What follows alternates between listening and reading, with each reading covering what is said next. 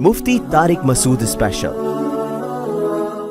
शादी ब्याह में बहुत होता है यार, यहाँ करनी है कि वहाँ करनी है कि यहाँ कर, फिर जब हो गई अबे यार वहाँ कर लेता तो,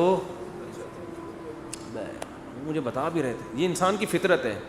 हम जब कॉलेज में पढ़ते थे ना, तो हमारे एक दोस्त थे, उनको पैंटें खरीदने का बहुत शौक़ था, पहनने का भी खरीदने का भी। तो हम एसएम साइंस कॉलेज से निकलते, ये बोल्टन मार्केट में ना पूरी पैंटों की शर्टों की दुकानें हैं। उनके बच्चे अब तो माशाल्लाह बैठे हुए हैं, बयान में के बैठे हुए हैं, इनके अब्बा की बात कर रहा हूँ। तो वो क्या होता था, वो पैंट खरीदी, घंटा लगा देता वो। अब तो नेक बन गए, इनके अब्बा की बात कर रहा हूँ, वो नाराज़ ना हो जाए। वो बयान में एडिटिंग भी वही करते हैं, ये वाला किस्सा निकाल ना दे कहीं, बयान में एडिटिंग भी उन्हीं के ज़िम्मे। घंटा लगा देते थे वो हमारे दोस्त साहब पैंट खरीदने में, यार ये वाली नहीं, ये वाली, ये वाली नहीं, ये वाली। एक घंटे के बाद जब खरीदी तो अगली दुकान में जो पैंट है वो उससे अच्छी, यार ये वाली। तो ये इंसान की नेचर है, ये सबके साथ होता है। आप मंडी से जानवर खरीदें, सुबह से लेकर रात तक खरीदने में लगा दोगे आप, सौदा लेके जैसे ही निकले, अबे यार ये कितने का, ये 80 का, अबे मैंने 85 में क्या पकड़ लिया यार। ये होता है। अपनी चीज के अलावा दुनिया की हर चीज उसी वक्त अच्छी लगना शुरू। शादी करते ही अपनी बीवी के अलावा हर एक की बीवी अच्छी लगना शुरू हो जाती है। ये शादीशुदा लोगों के साथ मसला है। जैसे ही शादी करेंगे ना, अपनी के अलावा हर एक की अच्छी लग रही है। ये उन लोगों की आदत है जिनका तकदीर पर ईमान बोलो नहीं होता। तो आपने हर काम से पहले असबाब इख्तियार करें। जब काम हो गया तो भाई अल्लाह के लिए, मेरे अल्लाह के इल्म में मेरे लिए इससे बेहतर ना गाय थी ना बीवी थी। ठीक है ना बछड़ा था ना बीवी ना बकरा, ना अल्लाह के इल्म में मेरे लिए इससे बेहतरीन बकरा कोई भी नहीं था। अगरचे ये सुबह से बक रहा है, बोल रहा है कुछ ना। तो इसी तरह जब खूब मेहनत करो, जब हो गई शादी हो गई, अल्लाह के इल्म में इससे बेहतर मेरे लिए कोई बीवी हो नहीं सकती।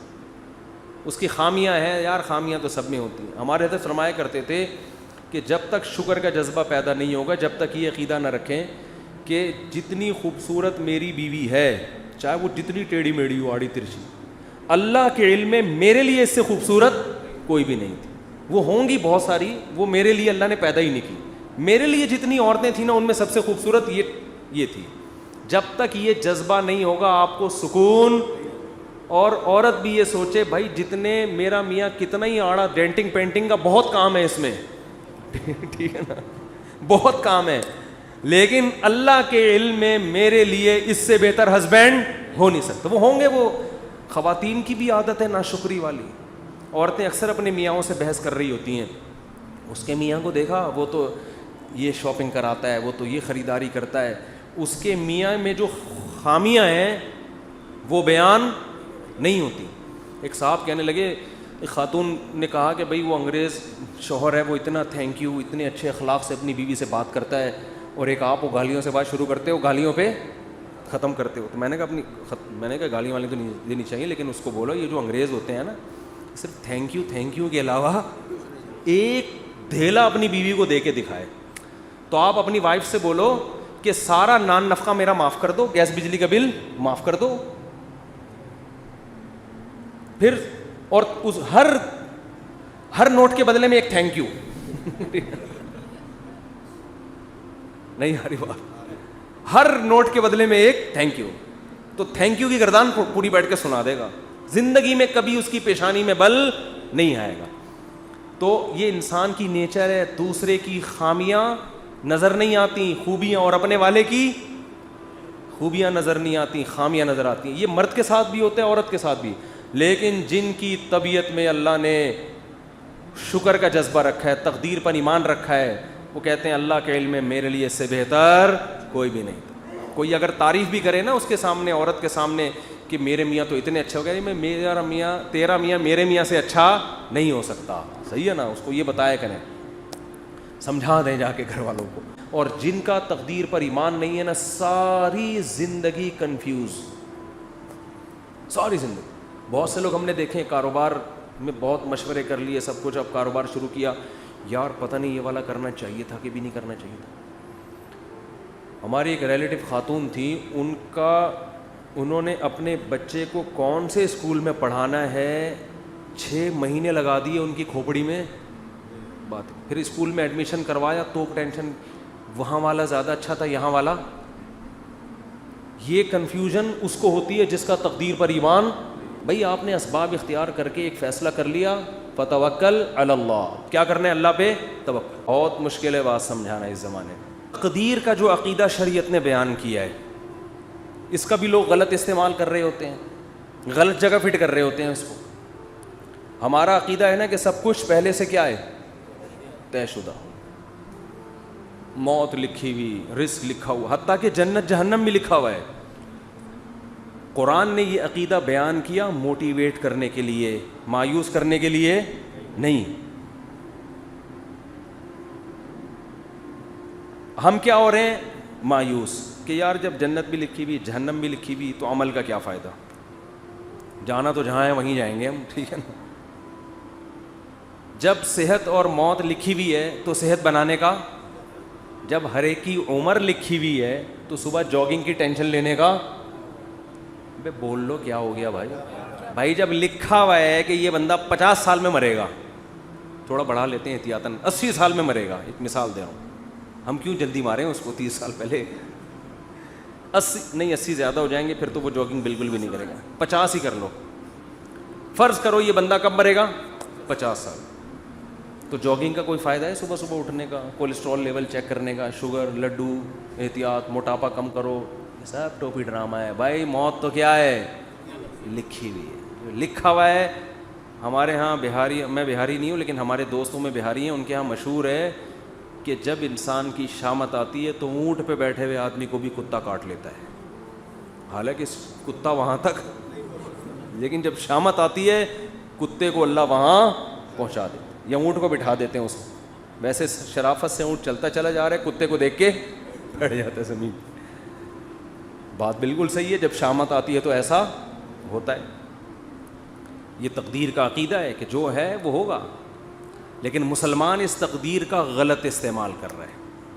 غلط استعمال کیا کر رہے ہیں, عمل کا کیا فائدہ جب جنت جہنم لکھی ہوئی ہے. صحت بنانے کا کیا فائدہ جب صحت اور بیماری پہلے سے لکھی ہوئی ہے. کرونا کا ٹیکہ لگانے کا کیا فائدہ, ویکسین کا کیا فائدہ, وہ تو جو مرنا ہے وہ تو مرے گا. اور اللہ بھلا کرے موٹاپا کم کرنے کا کیا فائدہ. بھائی شوگر لکھی ہوئی ہے تو, ایک شوگر کے مریض بیٹھے ہوئے تھے ایک ہوٹل میں, بچپن کا واقعہ ہے. وہ چائے میں چینی ڈال ڈال کے نا شہد بنا رہا ہے, پینے لگا تو کسی نے بولا بھائی تجھے شوگر ہے, مرے گا. اس نے کہا ابے ان چیزوں سے کچھ بھی نہیں ہوتا. اب تک انا للہ ہو چکا ہوگا, مجھے غالب گمان یہی ہے. ابے انسان, ایک پھر کہنے لگے انسان کھاتا ہوا مرتا ہوا بھی اچھا لگتا ہے. میں نے کہا ابھی مر نہیں رہا نا اس لیے کہہ رہا ہے, جب مرنے لگے گا کہے گا یار نہ کھاتا ہوا مرتا ہوا اچھا لگ رہا ہے نہ بھوکا مرتا ہوا. مرتا ہوا کوئی بھی کسی کو اچھا نہیں لگتا, اپنے آپ کو بھی نہیں لگتا. آدمی کہتا ہے میں کیوں مر رہا ہوں. تو اسباب مسلمان اختیار نہیں کرتا, یہ سوچ کے کہ کیا ہے تقدیر میں گارڈ نہیں رکھتے نا علماء. بہت سے علماء کو ہم نے دیکھا ہے, اور آج کل اس کو سادگی سمجھی جاتی ہے, سمجھا جاتا ہے. ہم حضرت جی کے پاس گئے, کوئی گارڈ نہیں تھے, ڈائریکٹ گلے ملے ان سے جا کے. اتنے سادہ اللہ, اتنے نیک. بھائی اللہ بچائے, میں کسی بزرگ کو بے وقوف نہیں کہہ رہا, لیکن عمل سے تو یہی لگ رہا ہے اگر آپ مشہور ہیں اور خطرہ ہے اور آپ کے گارڈ نہیں ہیں تو کیا ہے, بولو حماقت ہے نا یہ. کیا کراچی میں تو ایک جو جس کے نہیں بھی خطرہ ہوتا وہ بھی مر جاتا ہے. کسی بھی وقت کراچی میں کوئی کسی کی جیب میں کسی بھی ٹائم پہ بم رکھ سکتا ہے کہ نہیں رکھ سکتا. یہ آپ کو پتہ ہے اتنے ہیروئنچی کہاں گئے. کراچی میں ہیروئنچی ایک دم غائب. مجھے نہیں پتا کہاں گئے, لیکن اڑتی سنی ہے, اللہ ہی جانے. کہتے ہیں کہ جب شروع میں ٹارگٹ کلنگ ہو رہی تھی, بم دھماکے, تو بہت سے ہیروئنچیوں کو, واللہ عالم صحیح خبر ہے جھوٹی ہے مجھے یقین پتہ نہیں ہے, لیکن سنی ہے. لیکن ایک دم سے جو ہیروئنچی شارٹ ہو گئے, توبہ تو نہیں کر سکتے اتنی جلدی کہ سارے دھل دھلا کے نیک ہو گئے ہوں, لیکن شارٹ ہو ایک دم سے ہو گئے. تو بعض خبریں اس طرح کی بھی ہیں کہ بم رکھ کے ان کو جہاں پھٹوانا تھا, کہ کسی نے پیسے کھلائے بھائی تو یہ پڑیا لے, وہاں چلا جا, وہ وہاں گیا, ڈریم بندہ ہی اڑا دیا. واللہ ہو سکتا ہے جھوٹی خبر ہو. تو ان حالات میں مسجدوں میں سیکیورٹی کا انتظام بولو نہیں. اس کو اچھا سمجھا جاتا ہے آپ کے گارڈ نہیں ہیں, سادگی ہے, اور ماشاءاللہ بہت نیک ہیں, کوئی بھی کسی بھی وقت گلے حضرت جی سے مل سکتا. بہت سے حضرت جی ایسے دنیا میں آئے ہیں جن سے جب کوئی گلے ملائے اس کے بعد دوبارہ وہ کسی سے گلے ملنے کے قابل نہیں رہے. اخبار میں آئے وہ اگلے دن, بہت سے کیسز ہیں. جو ملا وہ بھی گیا. افغانستان میں تو بہت سے امریکیوں سے بہت سے طالبان گلے مل کے انہوں نے کباڑہ کیا ہے. بہت سے رپورٹیں آتی ہیں اس طرح کی نا, وہاں سے خبریں آتی ہیں کہ وہ گلے ملے اور وہ جنت میں بھی اب کیا کر رہے ہیں, جنت میں یا برزخ میں بغلگیری ہو رہے ہیں. وہ چھوڑ ہی نہیں رہا اس کو, کہہ رہے اب تو کہاں لے کر آ گیا مجھے. تو جب ایسے حالات ہوں تو ایسے موقع پہ سیکیورٹی کا انتظام نہ کرنا اور یہ کہنا موت تو لکھی ہوئی ہے, جب آنی ہوگی آ جائے گی, یہ تقدیر کے عقیدے کا صحیح استعمال ہے یا غلط استعمال؟ اس کا مطلب علم ہے, کھوپڑی علم ہے, تقدیر کا علم, آیتیں بھی یاد ہوں گی اس کو جو لکھا ہوا ہے. حدیث میں آتا ہے رسول اللہ صلی اللہ علیہ وسلم نے عبداللہ بن عباس سے فرمایا وَعَلَمْ أَنَّمَا أَصَابَكَ لَمْ يَكُنْ لِيُخْطِئَكَ, اے نوجوان, اے غلام, لڑکے, یقین کر لے جو مصیبت تیرے مقدر میں لکھی ہے ایسا ہو ہی نہیں سکتا کہ وہ تجھے نہ پہنچے, اور جو چیز تجھے نہیں ملنے والی, جو نعمت, یہ ہو ہی نہیں سکتا کہ وہ نعمت تجھے مل جائے. رفعت الاقلام وجفت الصحف, تقدیر کے قلم سے اللہ نے جو لکھنا تھا لکھ کے قلم کو ہٹا دیا اور اس کی سیاہی بھی خشک ہو چکی ہے, اب اس میں چینجنگ نہیں ہو سکتی, سب کچھ طے ہو چکا ہے. لیکن اس کے باوجود نبی کی زندگی دیکھو, احتیاط.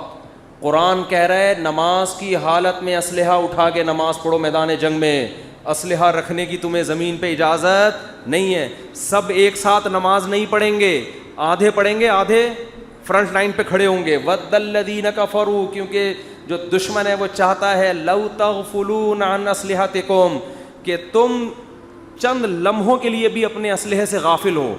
اور غافل ہو کے کیا کر رہے ہیں؟ نماز.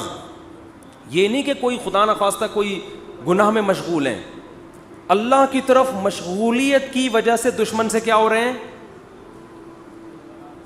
غافل. یعنی عبادت میں مشغول ہونے کی وجہ سے کیا ہو رہے ہیں؟ دشمن سے غافل. اس میں تو یہ ہونا چاہیے, ہم سے کوئی پوچھتا تو ہم کہتے بھائی تم اگر اللہ کے لیے اللہ کی طرف مشغول ہو نماز میں تو اللہ تمہاری حفاظت کرے گا, کیونکہ تم اللہ کے لیے, تم کوئی گناہ تھوڑی کر رہے ہو. اور اللہ نے حکم دیا نماز پڑھنے کا, تو اللہ کے حکم کو فالو کرتے ہوئے تم اگر نماز میں مشغول ہوگے تو مدد تمہاری غیب سے آئے گی, دشمن تمہاری طرف آنکھ اٹھا کے بھی نہیں دیکھے گا. نا اللہ نے فرمایا کہ نماز تو قائم کرنی ہے. سارے نہیں نمازی, وہ سب کو دیکھیں گے نماز پڑھ رہے ہیں, ایک ہی حملے میں سب کو قتل کر دیں گے. آدھے لوگ وہاں رہیں, آدھے کیا کریں؟ نماز پڑھیں. اور اگر یہ بھی ممکن نہ ہو, مثال کے طور پر اتنی بڑی تعداد نہیں ہے مجاہدین کی کہ آدھے وہاں رہ کے دفاع کر سکیں, تو اللہ نے فرمایا جماعت چھوڑ دو. فرجالاً او رکبانا, انفرادی بھی نہیں پڑھ سکتے تو پیدل موقع ملتا ہے چلتے ہوئے پڑھ لو, اور گھوڑے پر موقع ملتا ہے تو گھوڑے پہ نیت باندھ لو. گھوڑے سے اترنے کی بھی اجازت بولو نہیں آ رہی بات میرا خیال. تو یہ صحابہ بڑے آرام سے کہہ سکتے تھے بھائی جو لکھی ہوئی ہے وہ تو آ جائے, ہم تو نماز میں مشغول ہیں. ہمارے حضرت کے ہاں پہرا ہوتا تھا نماز کے دوران, جب حضرت نماز پڑھاتے تھے ممبر پہ گارڈ آ کے کھڑا ہوتا تھا ایسے ریپیٹر لے کے, یوں دیکھ رہا ہوتا تھا. بہت سے لوگوں نے حضرت کو لکھا یہ کون سا اسلام ہے؟ نماز میں ہم اللہ کی طرف مشغول ہیں اور محراب پہ ممبر پہ کون کھڑا ہوا ہے؟ گارڈ کھڑا ہوا ہے. نماز کے دوران یہ کیا ہے؟ میں نے فرمایا کہ نماز کے دوران نہیں بم پھٹ سکتا کیا؟ نماز کے دوران کوئی نماز توڑ کے نمازیوں پہ فائرنگ نہیں کر سکتا. یہ کون سی کتاب؟ یہ تو کسی کتاب میں نہیں لکھا کہ جی اللہ نے کہا ہے کہ جب تم نماز پڑھو گے تو نہ بم پھٹے گا, نہ کوئی دہشت گرد اندر داخل ہو سکتا ہے, اور تم سب سجدے میں ہوگے تو فرشتے تمہاری حفاظت میں لگے. نہ قرآن میں بھی نہیں لکھا, نہ حدیث کسی کتاب میں نہیں لکھا یہ. بہت سے مسجدوں میں بم دھماکے نماز کے دوران ہوئے ہیں. اچھا کچھ ویڈیوز میں نے دیکھی یوٹیوب پہ, اس میں بتایا کہ امام کا تقویٰ دیکھیں, زلزلہ آیا امام صاحب کھڑے ہوئے ہیں نا, کام پی رہے ہیں کھڑے ہوئے ہیں, زلزلہ آ رہا ہے امام صاحب کیا کر رہے ہیں, ایک ایک کر کے مقتدی کھسک رہا ہے لیکن امام صاحب زندہ باد. یہ حماقت ہے پرلے درجے کی.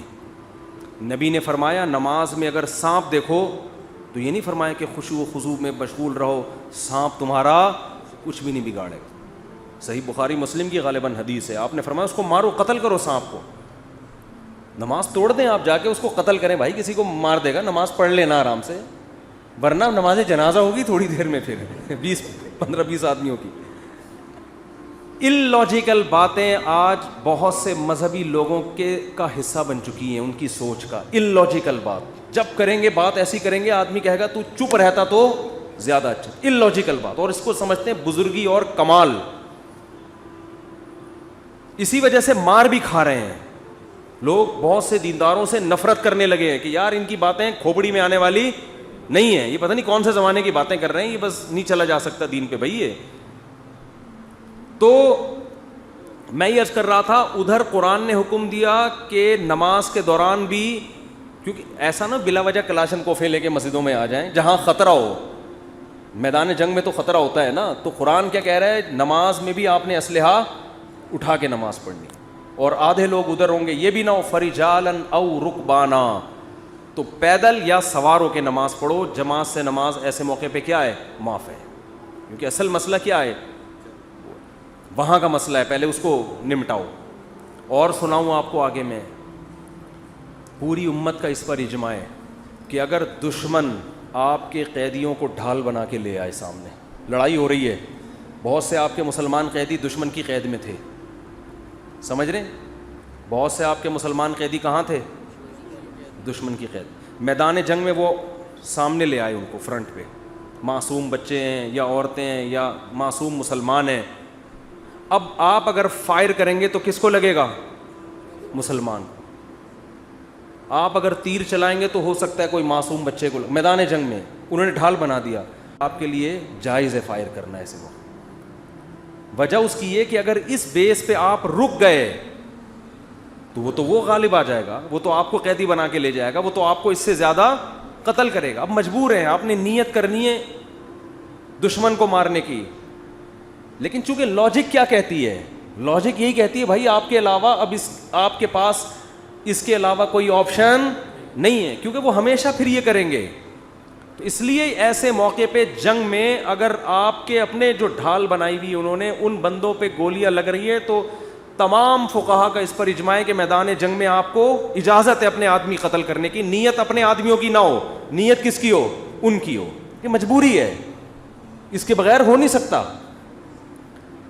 آج کوئی مذہبی آدمی اس طرح کی بات کرے, لوگ کہیں گے کیا کہہ رہا ہے, اپنے لوگوں کو قتل کرنے کی باتیں کر. عام حالات میں نہیں ہے, جب ڈھال بنا کے لائیں تو ہم نیت اس کی کریں گے دشمن کی کہ بھائی اب مجبوری ہے, اگر مارا جا رہا ہے تو کیا کریں, ورنہ تو وہ ایسے موقع پہ کسی نے یہ نہیں لکھا کہ ہم مسلح بچھا کے بس اب تو ہمارے پاس دعا کے علاوہ کوئی آپشن نہیں. ہم کہیں گے اللہ یہ معصوم مسلمان ہمارے سامنے لے آئے, اے اللہ بس معاف کر دے, اے اللہ کیا کر, ہم تو مجبور ہیں. اب تو اللہ کہے گا بھائی زمین میں جب تک ہو تو جو اسباب اختیار کرے گا مدد اس کے ساتھ ہوگی. سمجھ رہے ہو, مدد کس کے ساتھ ہوگی, جو گراؤنڈ ریئلٹی کو دیکھے گا. جنگ میں ایسا ہوتا ہے, چالیں چلی جاتی ہیں جنگ میں, مختلف حربے استعمال کیے جاتے ہیں. تو میں یہ عرض کر رہا تھا یہ جو تقدیر کا عقیدہ ہے اس کا صحیح مطلب کیا ہے, اس کو سمجھیں. صحیح مطلب یہ ہے کام کرنے سے پہلے آپ نے کامیابی کے تمام ذرائع, تمام وسائل, تمام اسباب بھرپور طریقے سے استعمال کرنے ہیں. سمجھ میں نہیں آ رہی بات؟ مثال کے طور پر آپ چاہتے ہو میں 90 سال تک زندہ رہوں, ہر آدمی چاہتا ہے, نہیں چاہتے تو بتا دیں, ہاتھ کھڑا کریں جو حضرات. سبھی چاہتے ہیں, ہر آدمی چاہتا ہے میں 90 سال تک. بہت سے لوگ اس لیے بھی چاہتے ہیں تاکہ پہلی والی مرے, اللہ معاف فرمائے, غلط سوچ ہے. ان کو پتا ہوتا ہے ہماری زندگی میں اس کے مرنے کا کوئی چانس, بہت غلط سوچ ہے یہ میں بتا دوں, لیکن ہے بعض لوگوں کی. تو ہر آدمی چاہتا ہے, عورتیں بھی مرد بھی. آپ نے کیا کرنا ہے, اور اللہ کی طرف سے بھی اجازت ہے. حدیث میں آتا ہے, مفہوم حدیث کا, مسلمان کی جو لمبی عمر ہے وہ اس کے حق میں کیا ہے, رحمت ہے. اس کی زندگی میں رمضان کے روزے زیادہ ہوں گے, اس کی زندگی میں صدقات زیادہ ہوں گے, اس کی زندگی میں زکاتیں زیادہ ہوں گی. تو اعمال کا ایک بہت لمبی عمر مسلمان اگر نیکیاں کرے اس میں, تو بہت بڑی اللہ کی نعمت ہے, بہت بڑی رحمت ہے. اس کے پاس اعمال کا ذخیرہ بہت زیادہ, اس کے پاس لیلۃ القدریں زیادہ ہوں گی, اس کے پاس بقرعید کی قربانیاں زیادہ ہوں گی, بہت کچھ اس کے پاس زیادہ ہوگا. اب آپ نے کیا کیا, آپ نے کہا بھائی زندگی چاہیے, اللہ نے حکم دیا اسباب اختیار کرو. سمجھتے ہو, جو بھی اسباب, اور ہر چیز کے ماہرین سے پوچھا جاتا ہے کہ اس کا سبب کیا ہے. آپ چاہتے ہو, آپ کے پاس W11 ہے, مزدہ ہے, آپ چاہتے ہو کہ یہ لانگ لائف ہو اس کی, تو آپ مفتیوں سے پوچھو گے. آپ کس سے پوچھو گے؟ میکینکس, جو مزدہ کے میکینک ہوتے ہیں. آپ کے پاس 1 to 5 ہے, آپ 1 to 5 کے جو میکینک ہیں ان سے پوچھو گے, یار میں چاہتا ہوں جو میری بائک آج جیسی چمک رہی ہے اور جیسی انجن کی پاور آج ہے, 20 سال کے بعد بھی یہ ایسی رہی. تو آپ کو بتائے گا بھئی آئل جلدی چینج کر لیا کرو, مینٹیننس کا خیال کرو, یہ کرو, وغیرہ وغیرہ وغیرہ. آپ کسی مولانا صاحب کے پاس آؤ گے تو وہ آپ کو اس کا جواب بولو نہیں, وہ یہ بتائے گا کہ یعنی اگر آپ لمبی عمر چاہتے ہو, یہ باڈی بھی تو ایک مشین ہے نا, تو آپ اس کے لیے ڈاکٹروں کے پاس جاؤ گے, علماء کے پاس نہیں. علماء کے پاس صرف یہ پوچھنے کے لیے آؤ گے کہ لمبی عمر کا اسلام میں کوئی فائدہ بھی ہے یا نہیں ہے, یہ بتا دیں آپ مجھے. باقی عمر, صحت کیسے ہوگی, عمر میں اضافہ کیسے ہوگا, یہ کون بتائے گا؟ یہ میں نہیں بتاؤں گا, ٹھیک ہے, یہ میں نہیں بتاؤں گا. یہ کون بتائے گا؟ یہ ڈاکٹر صاحب بتائیں گے آپ. تو اب ڈاکٹروں سے پوچھا جائے گا تو آپ کو ڈاکٹر بتائیں گے بھائی کولیسٹرول لیول چیک کرو وغیرہ, جو بھی بتاتے ہیں. اللہ کے اب وہ الگ بات ہے, خود بہت جلدی مر جاتے ہیں وہ. اکثر ڈاکٹر بیچارے پتہ نہیں کیوں بہت جلدی مر رہے ہیں. مجھے حکیم 99 سال تک زندہ میں نے دیکھے ہیں, 90-99, ڈاکٹر جلدی مر رہے ہیں. یہ عجیب بات ہے, حالانکہ علم ڈاکٹروں کے پاس حکیموں سے جدید علم ہے نا. اس کی وجہ پتہ ہے کیا ہے؟ ڈاکٹر صحت کے اصول بتاتے ہیں, خود اس پر عمل کرتے نہیں ہیں. سگریٹ کے آپ ان سے تقریر کروا لو, سگریٹ کے اتنے نقصان, خود 6 ڈبے ایک دن میں خالی کر رہے ہوں گے. تو باتیں کرنے سے صحت نہیں بنتی ہے. حکیموں کو ہم نے دیکھا ہے جو بیسک صحت کے اصول ہیں نا ان کو فالو کر رہے ہوتے ہیں. رات کو جلدی سونا, صبح جلدی اٹھنا, صبح لمبی واک کرنا, تھوڑا کھانا, یہ بیسک اصولوں پر 90-95 سال کے ہم نے بہت دیکھے. تو وہ بیسک اصولوں کو نا لے کے چل رہے ہوتے ہیں. خیر, تو آپ کو پتہ چل گیا بھائی صحت کا یہ اصول ہے, تو آپ نے جاگنگ شروع کر دی, جم جانا شروع کر دیا, یہ بھی ہو گیا, وہ بھی ہو گیا. اونٹ پہ ایک دن بیٹھے, پاگل کتے نے کاٹ لیا آپ کو اور آپ کیا ہو گئے؟ مر گئے, ہسپتال میں پڑے ہیں. یہاں تقدیر کام آئے گی. اب آپ نے غم نہیں کرنا, یار میں نے تو اتنا کچھ کیا, میں نے یہ, میں یوں. تو ایسے موقع پہ, یہ اس موقع کی حدیث ہے, وَعْلَمْ أَنَّمَا أَصَابَكَ لَمْ يَكُنْ لِيُخْطِئَكَ. نبی حضرت عبداللہ بن عباس سے فرما رہے ہیں کہ یقین کر لے جو مصیبت تجھے پہنچی ایسا ہو ہی نہیں سکتا تھا کہ وہ نہ پہنچے. بس اللہ نے مقدر یہی کیا ہوا تھا. تم نے اپنے اسباب اختیار کر لیے, تمہیں ثواب مل گیا, لیکن اللہ نہیں چاہتا تھا.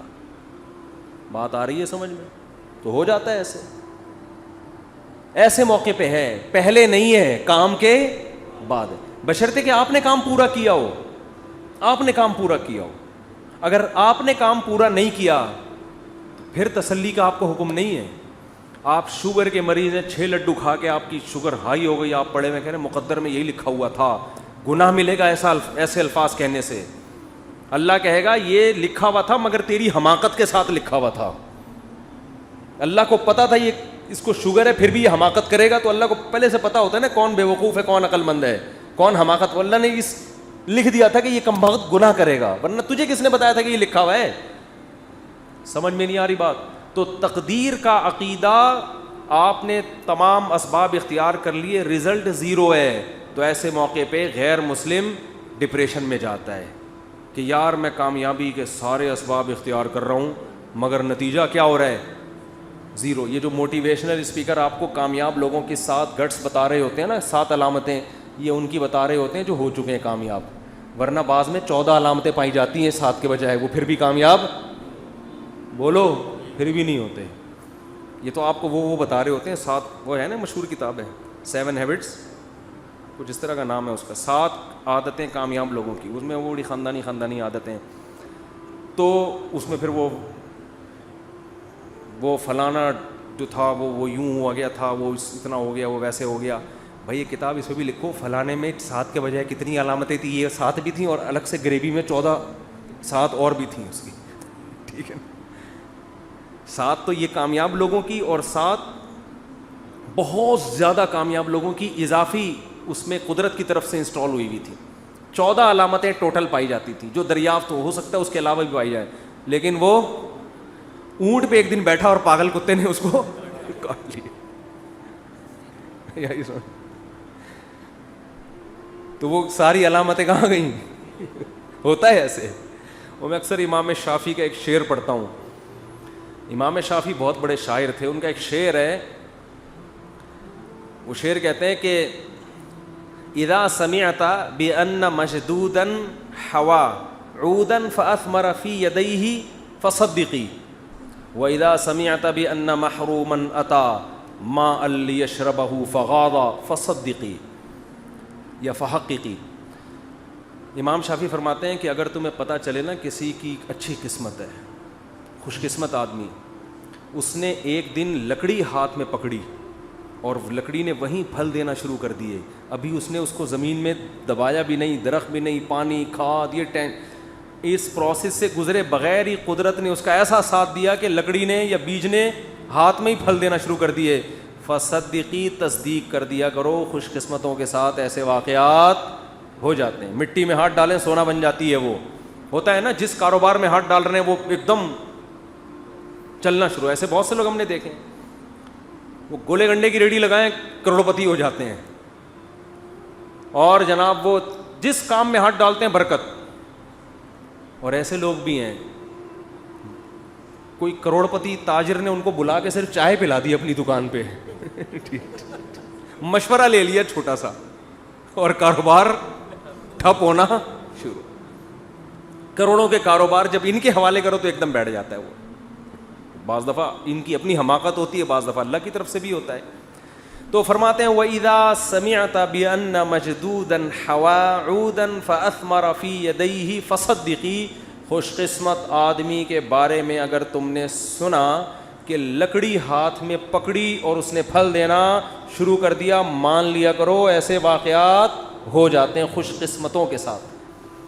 وَإِذَا سَمِعْتَ بِأَنَّ مَحْرُومًا أَتَى. اور جو بدقسمت آدمی ہے اس کے بارے میں کبھی یہ خبر سننے کو ملی کہ اس کو صرف پانی چاہیے تھا, کوئی کروڑوں اربوں روپے بھی اس کی خواہش بیچارے کی نہیں, وہ کہہ رہے ہیں پانی مل جائے مجھے پیاس لگ رہی ہے, اور اسباب ایسے پیدا ہوئے کہ بھرا ہوا کنواں, اب تو ملے گا ہی پانی.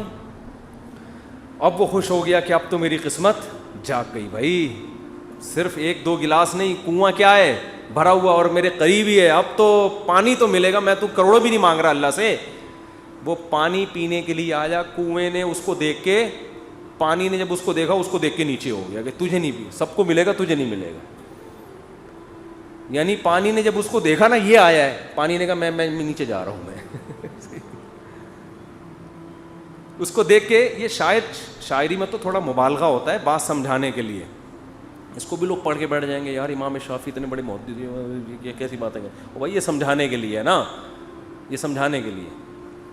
تو کہتے ہیں وہ دیکھ کے نیچے چلا جائے تو کیا کرنا ہے, حقیقی اس کو بھی صحیح قرار دے دیا کرو. یار ہوتا ہے بعض دفعہ اونٹ پہ بیٹھے آدمی کو کتے کاٹنے کا مطلب یہی ہے. تو لیکن یہ کب سوچنا ہے, کام ہونے کے بعد. جیسے غزوہ احد میں مشورے ہوئے, سب کچھ ہوا, شکست ہو گئی, تو اللہ نے کیا فرمایا, غم کرنے کی اجازت نہیں. تلک الایام نداولها بین الناس. یہ ایام ہم الٹ پلٹ کرتے ہیں, کبھی ان کو فتح, کبھی تمہیں فتح, کبھی ان کو شکست, کبھی تمہیں شکست. بس یہ تو اللہ کے, اگر ہمارے ہی اس کاموں سے سب کچھ ہونے لگے تو ہم میں اور اللہ میں کوئی فرق رہے گا پھر؟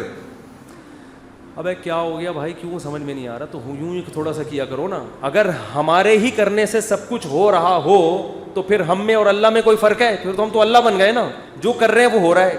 ایسا نہیں ہے.